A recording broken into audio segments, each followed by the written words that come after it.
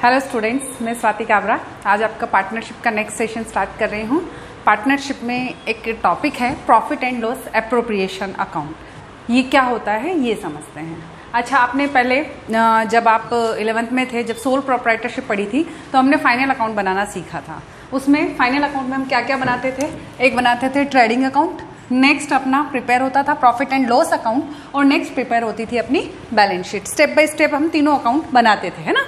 तो हम क्या करते थे, ट्रेडिंग अकाउंट से आपका क्या निकलता था? ग्रोस प्रॉफिट निकलता था। ये ग्रोस प्रॉफिट निकलता था। इस ग्रोस प्रॉफिट को हम कहाँ ट्रांसफर करते थे? प्रॉफिट एंड लॉस अकाउंट में।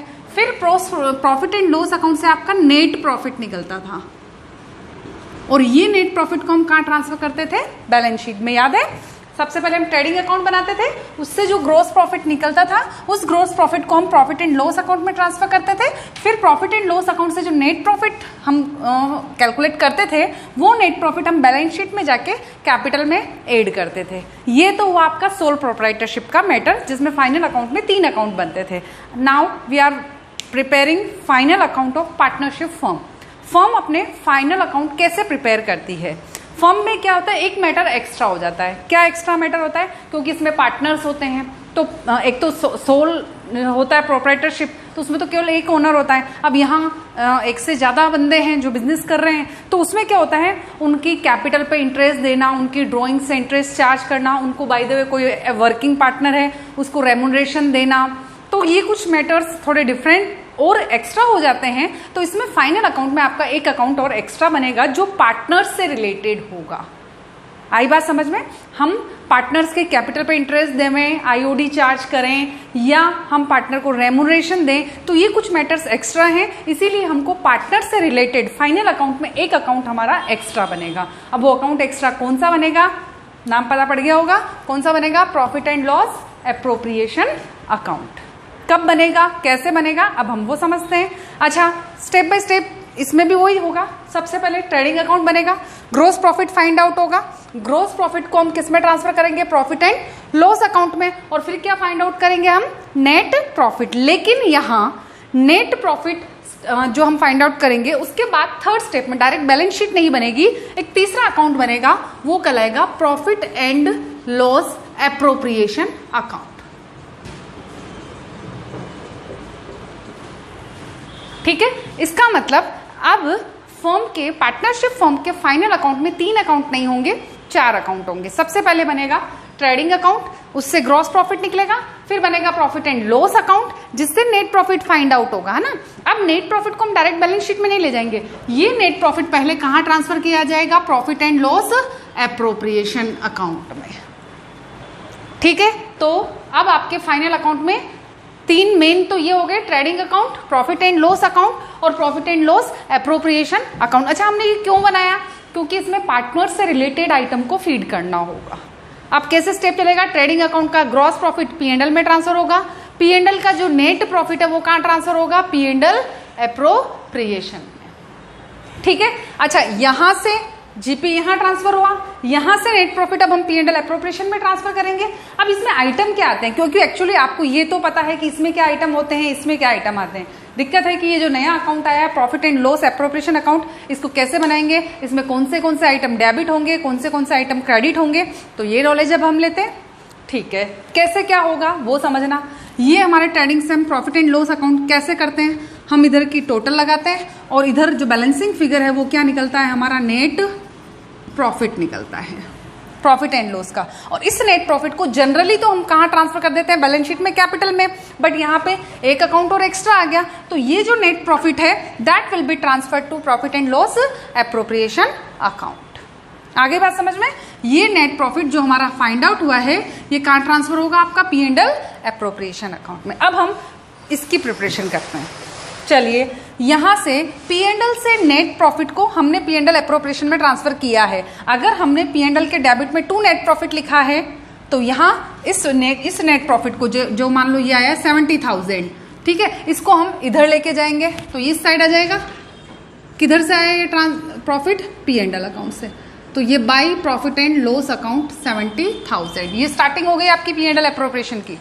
पहले हम क्या करते थे, ट्रेडिंग में जो ग्रॉस प्रॉफिट निकलता था उस ग्रॉस प्रॉफिट को हम इधर लेके आते थे, बाई ग्रोस प्रॉफिट। अब इसमें से जो नेट प्रॉफिट निकल रहा है उस हम नेट प्रॉफिट को इधर लेके आ गए बाई नेट प्रॉफिट यानी by profit and loss account. चलो अब हम इसकी प्रिपरेशन कर रहे हैं, स्टार्ट कर दिया है हमने। हम सबसे पहले यहाँ नेट प्रॉफिट लेके आते हैं। 70,000 रुपीज जो आपका P&L से फाइंड आउट हुआ था हमने वो यहाँ लिख दिया है। अब उसमें क्या क्या आइटम है, जैसे मैंने आपको बताया था ये किससे रिलेटेड अकाउंट है, पार्टनर से रिलेटेड। दैट मीन्स इसमें पार्टनर से रिलेटेड जो भी आइटम है वो आएंगे, केवल जो पार्टनर की हैसियत से पार्टनर को दिए जाने हैं या पार्टनर से लिए जाने हैं वो आइटम ही इसमें रिकॉर्ड होंगे। अच्छा, क्या क्या ऐसा आइटम है जो पार्टनर से रिलेटेड होते हैं? नंबर 1 उनकी इंटरेस्ट पे कैपिटल पे इंटरेस्ट देना है, नंबर 1। नंबर 2 उनकी ड्राइंग से इंटरेस्ट चार्ज करना है। नंबर 3 उनको रेमुनरेशन देना है। तो ये आइटम ही तो हमको यहाँ शो करने हैं।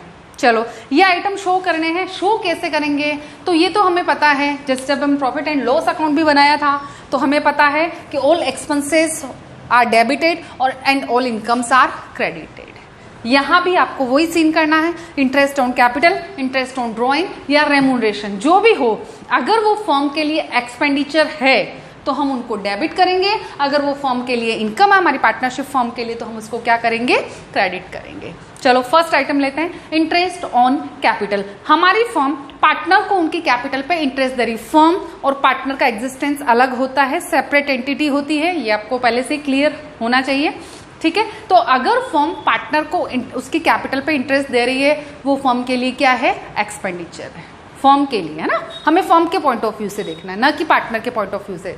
चलो तो फर्म इनको P&L एप्रोप्रिएशन में इसको डेबिट करेंगे क्योंकि ये फर्म के लिए क्या है, एक्सपेंडिचर। डेबिट में लिख दूं इंटरेस्ट ऑन कैपिटल, ये अमाउंट आपकी डेबिट हो जाएगी। चलो next term, interest on drawings.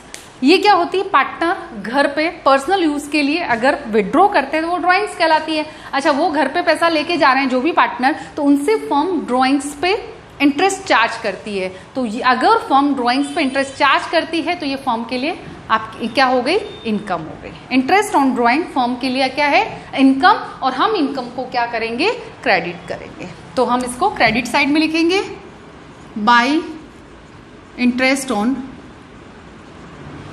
Drawings. हाँ, नेक्स्ट आइटम, पार्टनर को रेमुनरेशन दिया। अच्छा, रेमुनरेशन किसी भी तरीके से दिया जा सकता है, या तो कमीशन या सैलरी या रेमुनरेशन, वॉट जो वर्ड दे रखा हो, है ना, कुछ भी दो, चाहे कमीशन के नेम से दो, चाहे सैलरी के नेम से दो, या रेमुनरेशन वर्ड से ही दो। जो भी हम पार्टनर को दे रहे हैं हमारी फर्म के लिए क्या है, एक्सपेंडिचर, ठीक है। जो पार्टनर को रेमुनरेशन के नाम से दिया जा रहा है वो फर्म के लिए एक्सपेंडिचर है, और फर्म के लिए एक्सपेंडिचर है तो नेचुरल है हम उसको क्या करेंगे, प्रॉफिट एंड लॉस एप्रोप्रिएशन में डेबिट करेंगे। तो ये हो गया टू रेमुनरेशन टू पार्टनर। ये सारे पार्टनर से रिलेटेड आइटम है, आपको ध्यान है ना। ये पार्टनर का रेमुनरेशन हो गया। अच्छा, पार्टनर जरूरी तीन पार्टनर दो को ही मिल रहा हो तो यहाँ लिख देंगे ए का और बी का अलग अलग जो भी है वो अमाउंट लिख देंगे। रेमुनरेशन मैंने आपको बताया है, कमीशन भी हो सकता है, सैलरी भी हो सकती है, रेमुनरेशन की हो सकता है अमाउंट भी दे रखी हो, तो जो भी जिस भी तरीके से दे रखा हो वो यहाँ शो करेंगे। इस तरीके से हमारे profit and loss of preparation में अभी तक आपके 4 आइटम आ गए हैं। नंबर 1 ये तो नेट प्रॉफिट है जो हम P&L से लेके आए थे। Number 2 interest on capital, remuneration to partner, interest on drawing. ये किससे रिलेटेड है, पार्टनर से रिलेटेड अकाउंट है। इसमें एक आइटम और आता है, लास्ट आइटम। टोटल 5 आइटम्स हम यहाँ फीड करते हैं। लास्ट आइटम क्या होगा, लास्ट होगा रिजर्व में ट्रांसफर किया। क्या होता है फॉर्म कि जो भी प्रॉफिट होता है, जो प्रॉफिट 70,000 रुपीज़ यहाँ से आया, इसमें से उनको इंटरेस्ट दे दिया कैपिटल पे, रेमुनरेशन दे दिया, उनसे इंटरेस्ट ऑन ड्रॉइंग्स ले लिया। अब जो प्रॉफिट बचा है वो डिविजिबल प्रॉफिट हो गया, बचा हुआ प्रॉफिट है ना। वो जो प्रॉफिट है उसमें से हो सकता है कि सारी अमाउंट पार्टनर को नहीं बांटे। एक्चुअली भी प्रॉफिट जो भी बचा हुआ प्रॉफिट है उस पर किसका हक है, किसको देना बनता है, वो पार्टनर्स को देना बनता है। तो हम पार्टनर्स को देंगे, नेचुरल पार्टनर्स को देंगे। लेकिन फर्म का एक सिस्टम है कि कुछ अमाउंट साइड में कहाँ ट्रांसफर कर देती है, रिजर्व में, कि सारा नहीं बांटो, थोड़ी सी अमाउंट रिजर्व में साइड में रख दो, प्रॉफिट्स आउट ऑफ प्रॉफिट्स, है ना। तो हम वो है कि हम रिजर्व में अगर कोई अमाउंट ट्रांसफर कर रहे हैं तो वो भी हम डेबिट में लिखेंगे। ये आपका 5th आइटम है, 5th अकाउंट है जो आपके P&L एप्रोप्रिएशन अकाउंट में शो होगा।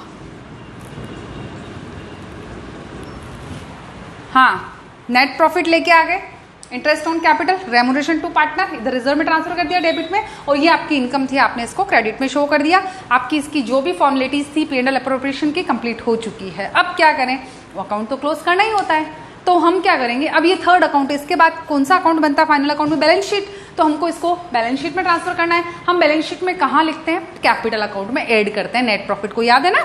तो ये जो नेट प्रॉफिट है, अब जो भी बचा खुचा प्रॉफिट है ना, 70 ये हो गया, इसमें से हमने सारे एक्सपेंडिचर लेस कर दिया। अब जो भी प्रॉफिट बचेगा, मान लो ये प्रॉफिट आपके 30,000 बचा है, नेट प्रॉफिट है ना बाद का, इसमें से ये करने के बाद अगर जो प्रॉफिट बचेगा वो प्रॉफिट पे किसका राइट है, पार्टनर्स का। तो हम इसको किसके अकाउंट में ट्रांसफर कर देंगे, पार्टनर्स अकाउंट में, ठीक है। अच्छा, पार्टनर्स को रिप्रेजेंट करने के लिए उनका कैपिटल अकाउंट बना होता है। जैसे A, B, C 3 पार्टनर है, तो A's अकाउंट, B's अकाउंट ये नहीं बनते, A's capital account, B's capital account और C's कैपिटल अकाउंट, ऐसे कैपिटल अकाउंट बनाए जाते हैं उनके। तो ये जो भी अमाउंट आएगी 30,000, ये हम उन पार्टनर्स में डिवाइड कर देंगे, जो भी उनका प्रॉफिट शेयरिंग रेशियो होगा। जैसे मान लो 3 पार्टनर है, तो ये 30,000 जो है ना, 2 A's कैपिटल, 2 B's कैपिटल और 2 C's कैपिटल, ये 30,000। जैसे मान लो अगर इनका जो रेशो है 3:1 रेशो है, तो A's कैपिटल में 15,000 चले जाएंगे, इसमें 10,000 चले जाएंगे, इसमें 5,000 चले जाएंगे। ऐसे करके आपका P&L एप्रोप्रिएशन का पूरा मैटर कंप्लीट हो जाएगा। ये 30,000 आपका डिफरेंस आया था क्रेडिट का, ये डिफरेंस आएगा 30,000। इस डिफरेंस को इनके कैपिटल अकाउंट में, यानी ये बचा हुआ प्रॉफिट है जो कि इनके कैपिटल अकाउंट में ट्रांसफर किया गया है। ऐसे करके आपका P&L एप्रोप्रिएशन का फॉर्मेट कंप्लीट होता है। अब आके थोड़ा सा मैटर और क्लियर करती हूँ कि हमने ये तो समझ लिया ये बनता कैसे है पार्टनर, और मैंने ये भी कहा है कि इसमें केवल पार्टनर से रिलेटेड आइटम ही आते हैं। तो पार्टनर से रिलेटेड आइटम 2 और होते हैं जो हमने पिछले सेशन में पढ़े थे, और मैंने आपको कहा था सेशन सीरियल वाइज आपको स्टडी करने है ना। तो हमने पढ़ा था कि हम बाय द वे पार्टनर ने हमको लोन दे रखा है, तो हम उसको क्या देते हैं, interest on loan. Second, partner ने कोई बिल्डिंग वगैरह हमको प्रोवाइड कर रखी है, तो हमारी फर्म उनको रेंट देती है, तो रेंट टू पार्टनर। तो ये जो हम पार्टनर के लोन पे जो इंटरेस्ट देते हैं हमारी फर्म देती है, या उसकी बिल्डिंग पे जो रेंट देते हैं, वो क्यों नहीं शो कर रहे हैं। हमारा तो मैटर यही था, हमने तो यही कहा कि P&L एप्रोप्रिएशन पार्टनर से रिलेटेड अकाउंट है, पार्टनर्स के आइटम आते हैं इसमें। तो ये उसका इंटरेस्ट ऑन लोन और उसका जो रेंट है पार्टनर को जो दिया जा रहा है, उसको हमने इसमें क्यों नहीं लिया। तो इसमें एक कंसेप्ट पहले भी क्लियर किया था कि ये जो है, ये दोनों मैटर, ये जो हम अमाउंट उसको दे रहे हैं, या तो लैंडलॉर्ड की हैसियत से दे रहे हैं या लेंडर की हैसियत से दे रहे हैं। हम उसको जो इंटरेस्ट दे रहे हैं उसके लोन पे, वो हम लेंडर की हैसियत से दे रहे हैं, पार्टनर की हैसियत से नहीं दे रहे हैं। या उसकी बिल्डिंग पे जो रेंट दे रहे हैं वो हम लैंडलॉर्ड की हैसियत से दे रहे हैं, न कि पार्टनर की हैसियत से। इसी वजह से ये दोनों मैटर यहाँ नहीं आएंगे, इंटरेस्ट ऑन पार्टनर्स लोन या रेंट पेड टू पार्टनर, ये इसमें नहीं आएंगे। तो फिर ये कहाँ जाएंगे, इनको कहाँ जाना चाहिए, ये फर्म के लिए रूटीन एक्सपेंडिचर है, और फर्म के रूटीन एक्सपेंडिचर कहाँ शो होते हैं, प्रॉफिट एंड लॉस अकाउंट में। तो ये दोनों expenditure, interest on partners loan, ये प्रॉफिट एंड लॉस अकाउंट में डेबिट होना चाहिए, ठीक है। और उसको रेंट दिया वो भी किस में डेबिट होना चाहिए, प्रॉफिट एंड लॉस अकाउंट में, न कि profit and loss appropriation account में। अच्छा, एक बात और क्लियर, यहाँ जो 70,000 आपका नेट प्रॉफिट दे रखा है, बाय द वे आपको क्वेश्चन में कहा जाए कि इसमें से अभी तक पार्टनर्स लोन का इंटरेस्ट डिडक्ट नहीं किया गया है। ये मान लो 2,000 रुपीज़ उसका इंटरेस्ट ऑन लोन है, पार्टनर का जो लोन दिया ना पार्टनर ने, उस पर 2,000 रुपीज़ का इंटरेस्ट है, और आपको क्वेश्चन में कहा गया है कि ये नेट प्रॉफिट है बिफोर चार्जिंग दैट इंटरेस्ट, मतलब इसमें से इंटरेस्ट लेस नहीं किया गया है। तो फिर P&L एप्रोप्रिएशन बनाने के पहले आपको ये इंपॉर्टेंट मैटर ध्यान रखना पड़ेगा कि आपको ये जो नेट प्रॉफिट है अब 70 नहीं है, 70 में से पहले, क्योंकि ये जो इंटरेस्ट ऑन लोन है ये 2,000 पहले कहाँ डेबिट हो जाना चाहिए, प्रॉफिट एंड लॉस अकाउंट में। और ये कह रहे इन्होंने डिडक्ट नहीं किया, तो हमको जो यहाँ नेट प्रॉफिट 70 शो नहीं करना है, क्योंकि ये 2,000 ऑलरेडी लेस होने चाहिए, इन्होंने नहीं किए, हम कर देंगे। तो यहाँ आप 2,000 माइनस करोगे, तो यहाँ आप जो नेट प्रॉफिट शो करोगे 70,000 शो नहीं करोगे, 68,000 करोगे, और फिर एज इट इज़ आपका profit and loss appropriation ready होगा। अच्छा, इसके अलावा रेंट में भी सेम मैटर होगा। अगर रेंट भी डिडक्ट नहीं किया तो पहले नेट प्रॉफिट में से पहले रेंट को माइनस करना पड़ेगा, फिर जो बचेगा नेट प्रॉफिट वो यहाँ शो होगा, और फिर आपका आगे सेम मैटर चलता जाएगा। ये जो आया लास्ट का जो बचा हुआ प्रॉफिट है, ये इनके प्रॉफिट शेयरिंग रेशो में कैपिटल अकाउंट में डिस्ट्रीब्यूट होगा, ये भी आपको ध्यान रखना है, ठीक। अच्छा, अब हम ये देखते हैं कि प्रॉफिट हुआ, नेट प्रॉफिट हुआ प्रॉफिट एंड लॉस अकाउंट से, हमने इसको P&L एप्रोप्रिएशन में ट्रांसफर कर दिया, फिर पार्टनर को आईओसी दे दिया, रेमुनरेशन दे दिया, आईओडी चार्ज कर दिया, कुछ अमाउंट रिजर्व में ट्रांसफर कर दिया ना। ये तो हमने पढ़ा कि जब प्रॉफिट हुआ तो क्या जरूरी है कि हर फॉर्म को प्रॉफिट ही प्रॉफिट हो, कभी कभी क्या होता है लॉस भी हो सकता है। तो अब आओ, जब अगर फर्म को लॉस हुआ तो इसका क्या पूरा फॉर्मेट होगा, क्या बनेगा वो समझते हैं ना। अब आओ लॉस की सिचुएशन में, अगर लॉस हुआ तो प्रॉफिट एंड लॉस अकाउंट में डेबिट की टोटल ज़्यादा होगी, तो इधर क्या होगा, प्रॉफिट की जगह इधर लिखेंगे हम बाय नेट लॉस। ठीक है, मान लो ये आपका नेट लॉस हुआ 40,000 रुपीज़, तो हम ये नेट लॉस इधर लिखेंगे। अब जैसे हमने अगर आपके पॉइंट ऑफ व्यू से देखें तो जो नेट प्रॉफिट हमने यहाँ लिखा था तो हमने इधर बाई नेट प्रॉफिट या बाई P&L कर दिया था, तो उस हिसाब से तो ये बाई जो नेट लॉस है ये इधर आके टू नेट लॉस या टू P&L अकाउंट होना चाहिए। पर एक मैटर ध्यान रखना कि फर्म्स क्या करती है, अगर फर्म को लॉस हो रहा हो तो कभी भी पार्टनर को न तो इंटरेस्ट ऑन कैपिटल प्रोवाइड करती है, न उनको कोई रेमुनरेशन देती है।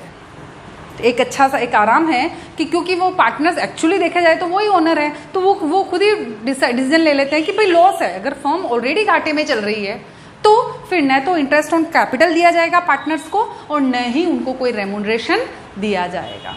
ठीक है, तो अगर न ही उनको कुछ देना है, रेमुनरेशन वगैरह देना ही नहीं, तो फिर क्या ये अकाउंट बनेगा क्या, फिर इस अकाउंट की नीड ही नहीं है। आई बात समझ में। हमें अगर इंटरेस्ट ऑन लॉस होता है तो न तो हमें पार्टनर को इंटरेस्ट ऑन कैपिटल देना है, न उनको रेमुनरेशन देना है, और नहीं क्योंकि प्रॉफिट तो हुआ ही नहीं, प्रॉफिट नहीं हुआ तो रिजर्व में भी कैसे ट्रांसफर करें, तो तीनों मैटर आपके कैंसिल। तो अगर ये मैटर नहीं है तो हमको फिर ये P&L एप्रोप्रिएशन बनाने की नीड ही नहीं है। तो फिर उस केस में आप क्या करोगे, ये प्रॉफिट एंड लॉस अकाउंट पे मैटर को क्लोज कर दोगे, ये वाला थर्ड अकाउंट बनेगा नहीं, डायरेक्ट बैलेंस शीट बनेगी। तो फिर यहाँ क्या ट्रीटमेंट करेंगे, ये आपका नेट लॉस 40,000 आ गया, हमको इसको कैंसिल करना है, ये बनाना ही नहीं है, तो यहाँ क्या करें, तो हम क्या करेंगे, ये जो भी लॉस हुआ ये लॉस कौन भुगतेगा, कौन बियर करेगा, पार्टनर। नेचुरल है, किसके अकाउंट में ट्रांसफर करेंगे इस लॉस को, पार्टनर्स के अकाउंट में। तो ये बाय नेट लॉस जो 40,000 है ये जैसे पार्टनर है इनके अकाउंट में, इनके कैपिटल अकाउंट में ट्रांसफर हो जाएंगे by A's capital, by B's capital account, by C's जो भी पार्टनर है, तो ये 40,000 उनके अकाउंट में ट्रांसफर कर देंगे। अगर उनका प्रॉफिट शेयरिंग रेशियो इक्वल है तो 20,000 एस कैपिटल में और 20,000 बीस कैपिटल में ट्रांसफर हो जाएंगे। ठीक, तो क्या फिर ये बनाने की जरूरत पड़ी, नहीं पड़ी। यही प्रॉफिट एंड लॉस अकाउंट में आपने नेट लॉस जो 40,000 हुआ ए और बी के कैपिटल अकाउंट में ट्रांसफर कर दिया, क्योंकि लॉस बियर ए और बी ही करेंगे। ठीक, अब situation number third, situation number first क्या थी, प्रॉफिट हुआ, हमने प्रॉफिट को इधर ट्रांसफर किया, फिर आईओसी, रेमुनरेशन, आईओडी, रिजर्व सारे मैटर शो कर दिए और हमने इस अकाउंट का जो लास्ट बैलेंस था कैपिटल में ट्रांसफर कर दिया। सिचुएशन नंबर 2, फर्म को लॉस हुआ और in case of loss no IOC and no remuneration is provided to the partners.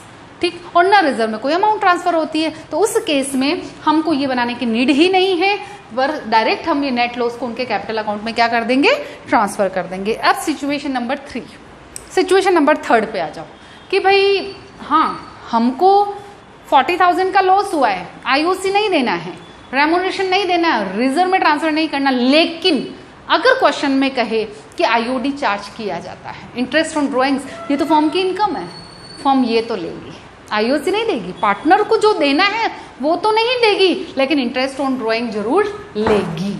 Loss है तो भी आईओडी चार्ज किया जाएगा। अगर आईओडी का मैटर है तो फिर P&L एप्रोप्रिएशन अकाउंट बनाना पड़ेगा।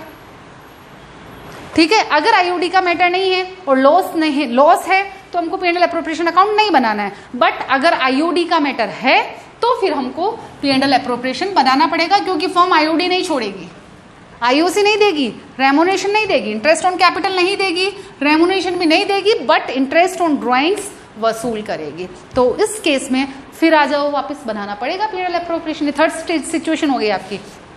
चलिए नेट लॉस को पहले इधर ट्रांसफर करें, केवल आईओडी का मैटर है उसको ले लेते हैं।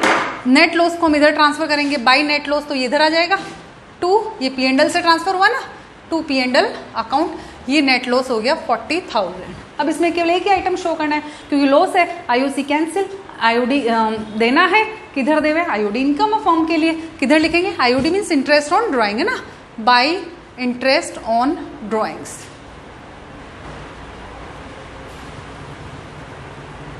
ठीक, ये हो गया, मान लो ये है 5000, ये 5000 इंटरेस्ट ऑन ड्रॉइंग है तो दिया जाएगा।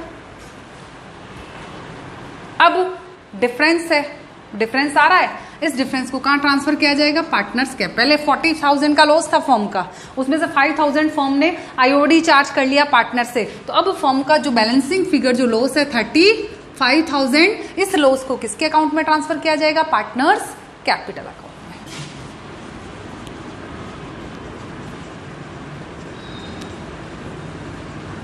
किस रेशो में? उनका जो भी प्रॉफिट शेयरिंग रेशो होगा उस रेशो में ट्रांसफर कर दिया जाएगा।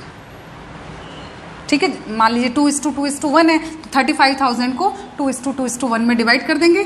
14,000 और 7,000, ये 35,000 का मैटर क्लियर हो गया। ये थर्ड केस हो गया। फर्स्ट केस में पीएनएल एप्रोप्रिएशन बनेगा, नेचुरल है, प्रॉफिट है इसलिए। सेकंड केस में अगर लॉस है और आईओडी का मैटर नहीं है तो पीएनएल एप्रोप्रिएशन बनाने की नीड नहीं है, यहीं से हम नेट लॉस को पार्टनर्स कैपिटल अकाउंट में ट्रांसफर कर देंगे। थर्ड केस में लॉस है बट आईओडी का मैटर है, आईओडी का मैटर है तो फर्म क्या करेगी? ना आईओसी देगी, ना रेम्युनरेशन देगी, ना रिजर्व में ट्रांसफर करेगी, लेकिन आईओडी वसूल करेगी। तो आईओडी वसूल करेगी इसलिए फिर पीएनएल एप्रोप्रिएशन अकाउंट बनेगा। ये नेट लॉस यहाँ ट्रांसफर हो गया, ये आईओडी वसूल कर लिया, फिर 35,000 जो डिफरेंस है, ये 35,000 जो डिफरेंस है ये पार्टनर्स कैपिटल अकाउंट में ट्रांसफर हो जाएगा प्रॉफिट शेयरिंग रेशो में। नाउ नेक्स्ट केस, अब फोर्थ सिचुएशन एक और बन सकती है, 3 हो चुकी है। फोर्थ सिचुएशन क्या बन सकती है? आपका जो नेट प्रॉफिट हो रहा है 40,000, जिसको हमें कहाँ ट्रांसफर करना है? भाई प्रॉफिट है तो नेचुरल है, कहाँ ट्रांसफर होगा? पीएनएल एप्रोप्रिएशन अकाउंट में, और पीएनएल एप्रोप्रिएशन अकाउंट बनेगा। चलो हम वो जो नेट प्रॉफिट है 40,000 उसको यहाँ लेके आ गए बाई पीएनएल 40,000 लाना ही था, नेट प्रॉफिट है तो बनना ही था पीएनएल एप्रोप्रिएशन, और ये बाई पीएनएल लिख दिया आपने 40,000। फिर वो सारे आइटम शो करने थे, क्या क्या शो करना था? इंटरेस्ट ऑन कैपिटल, पार्टनर का रेम्युनरेशन, इंटरेस्ट ऑन ड्राइंग, सब शो करने थे। चलो हमने कर भी दिया, पर एक प्रॉब्लम आ गई। प्रॉब्लम क्या आ गई? मान लो 40,000 का आपका था नेट प्रॉफिट, 10,000 का इंटरेस्ट ऑन ड्राइंग्स है ना, और इधर इंटरेस्ट ऑन कैपिटल 20 है, पार्टनर का रेम्युनरेशन 80 है। अब सिचुएशन देखना, आपके पास नेट प्रॉफिट 40 है, 10,000 आपने ड्राइंग्स का इंटरेस्ट भी ले लिया पार्टनर से, तो आपके पास अवेलेबल प्रॉफिट फॉर डिस्ट्रीब्यूशन कितना है? 50,000 है। ध्यान देना, आपका डिस्ट्रीब्यूशन के लिए अवेलेबल प्रॉफिट 50 है, टोटल 40 तो हमारा जो नेट प्रॉफिट आया था वो 10,000 इंटरेस्ट ऑन ड्राइंग वो तो लेंगे, वो तो हम छोड़ेंगे नहीं। ठीक है, ये 50,000 आपका है, बट अब आपको जो देना है पार्टनर्स को, इंटरेस्ट ऑन कैपिटल 20 और पार्टनर्स का रेम्युनरेशन देना है 80, बांटना है 1 लाख रुपीज़। क्या आपके पास इतना अवेलेबल है? क्या आपके पास अवेलेबल ओनली 50,000 है, और आपको उन दोनों जो भी 2 मैटर है उनका आपको ये मांग रहे हैं 1 लाख, तो वो भी हमारे लिए पॉसिबल नहीं है। तो हम क्या करेंगे? जितना हमारे पास प्रॉफिट अवेलेबल है उससे ज़्यादा हम पार्टनर को रेम्युनरेशन या आईओसी नहीं दे सकते।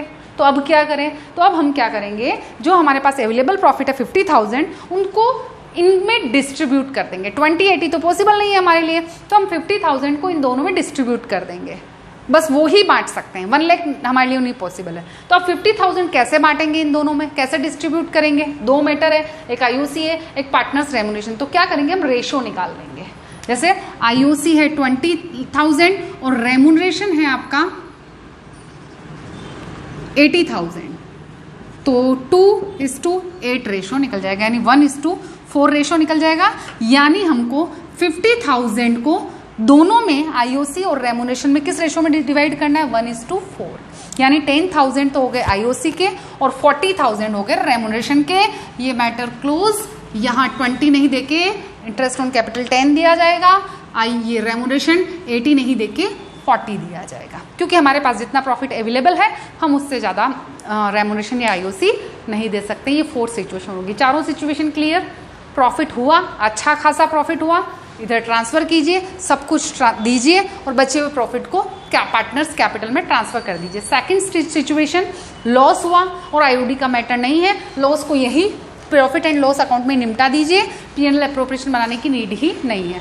थर्ड सिचुएशन, लॉस हुआ और आईओडी का मैटर है तो हमको फिर पीएनएल एप्रोप्रिएशन अकाउंट बनाना पड़ेगा बाई नेट प्रॉफिट और बाई आईओडी लाके, और वो नेट लॉस को और आईओडी का यहाँ एडजस्टमेंट करना पड़ेगा। फोर्थ सिचुएशन, प्रॉफिट है बट कम है, अवेलेबल जो प्रॉफिट है वो जो हमको इनको पार्टनर्स को देना है ना अमाउंट, उससे कम है, तो उस केस में ये फोर्थ सिचुएशन को हम अप्लाई करेंगे।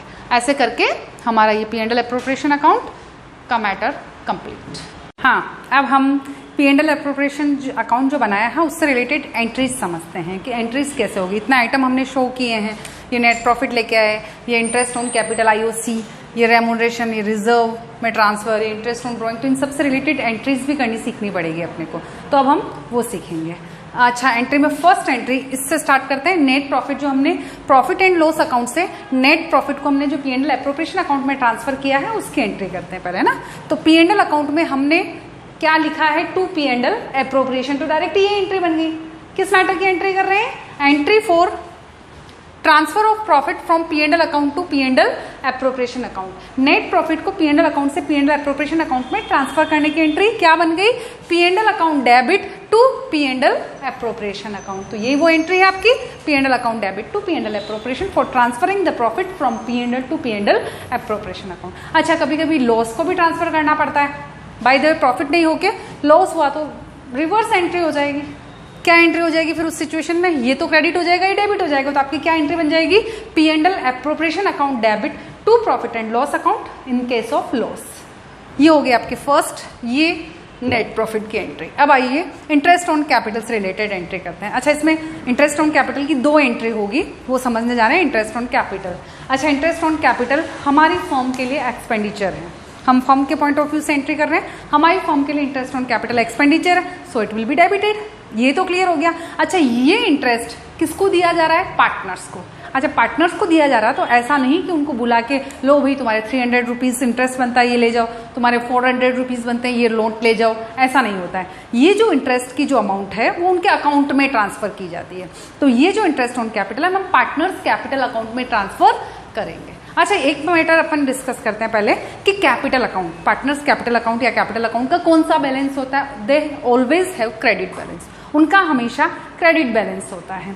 तो अगर पार्टनर की कैपिटल किसी वजह से इंक्रीज होगी तो उसको क्रेडिट किया जाएगा, और अगर किसी वजह से पार्टनर की कैपिटल डिक्रीज होगी तो पार्टनर्स कैपिटल अकाउंट को क्या किया जाएगा, डेबिट किया जाएगा। आगे बात समझ में, if capital increases then it will be credited and if partners capital decreases then that will be debited. इस केस में जब हम इंटरेस्ट ऑन कैपिटल पार्टनर को दे रहे हैं तो उनकी कैपिटल इंक्रीज होगी, नेचुरल है, तो उनके कैपिटल अकाउंट को क्या किया जाएगा, क्रेडिट किया जाएगा। अब देखिए entry, interest on capital firm के लिए एक्सपेंडिचर है इसलिए इसको डेबिट किया है, और ये इंटरेस्ट हम पार्टनर को दे रहे हैं तो उनकी कैपिटल इंक्रीज हो रही है इसीलिए उनका कैपिटल अकाउंट को क्या कर रहे हैं, क्रेडिट कर रहे हैं। ये आपकी एंट्री होगी इंटरेस्ट ऑन कैपिटल की first entry, interest on capital account debit to partners capital account.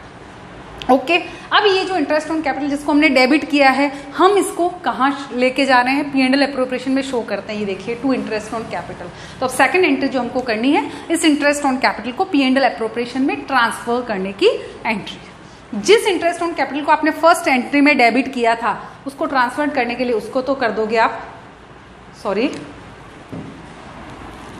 To